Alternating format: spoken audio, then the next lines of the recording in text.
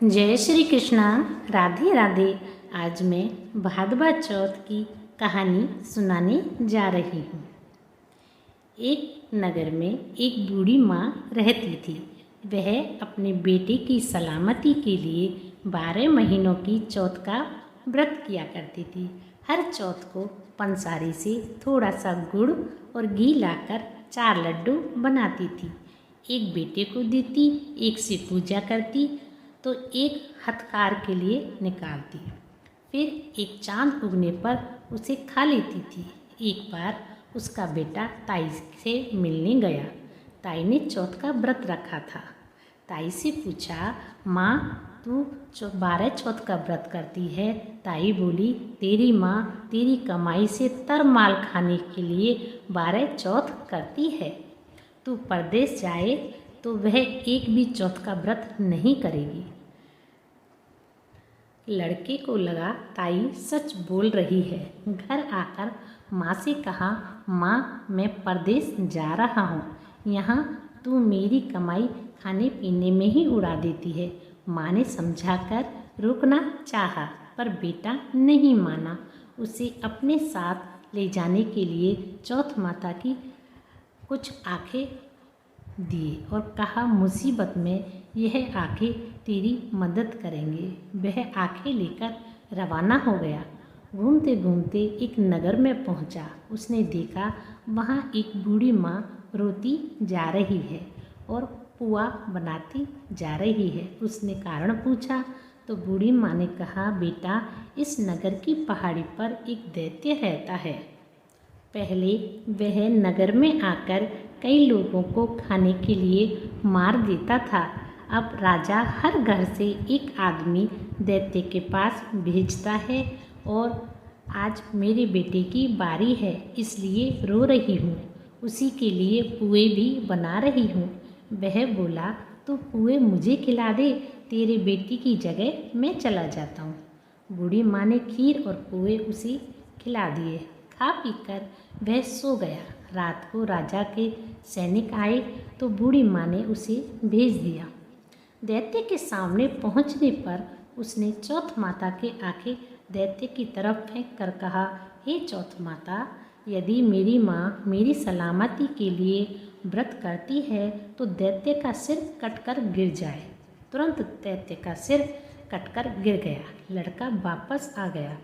राजा ने उसे उपहार देकर विदा किया। चलते हुए एक दूसरे राजा के नगर में जा पहुंचा। इस राज्य में आहवा तभी पकता था जब एक इंसान की बलि दी जाती थी। सिपाहियों ने उसे पकड़कर आहावे में चुन दिया। लड़के ने आंखें आवे में डाले और कहा, हे चौथ माता, यदि मेरी माँ मेरे लिए व्रत करती है तो आवा मेरी बलि के लिए बिना ही झट से पक जाए। आवा तुरंत पक गया।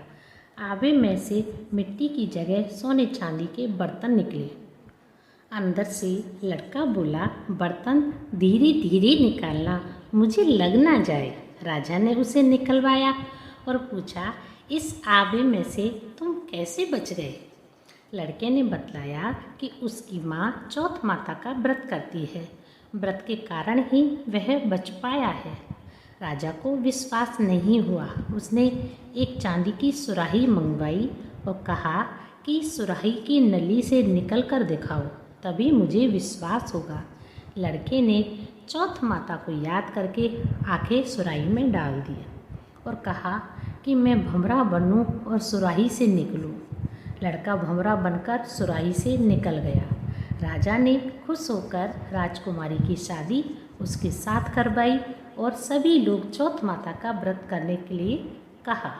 उसे माँ की याद आई।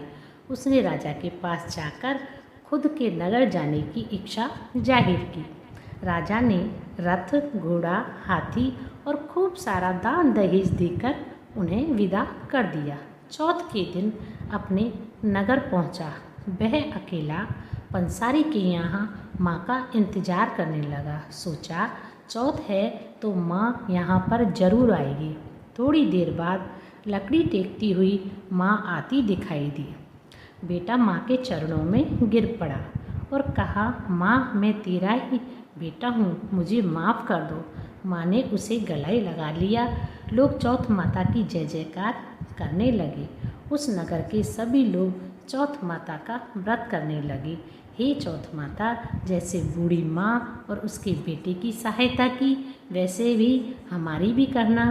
कहानी कहने और सुनने वाले पर अपनी कृपा बनाए रखना। तो बोलिए चौथ माता की जय।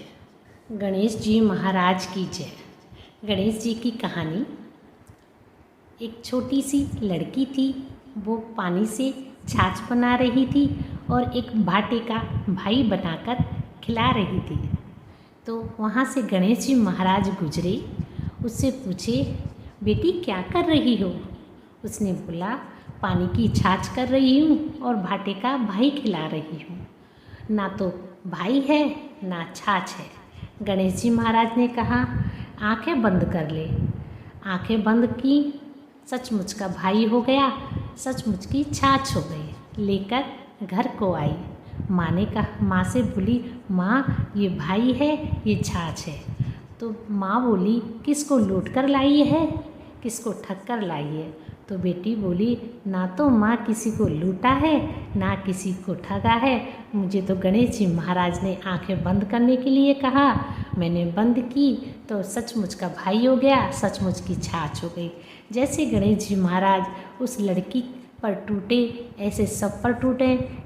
कहने और सुनने वाले पर कृपा बनाए रखें। बोलो गणेश जी महाराज की जय।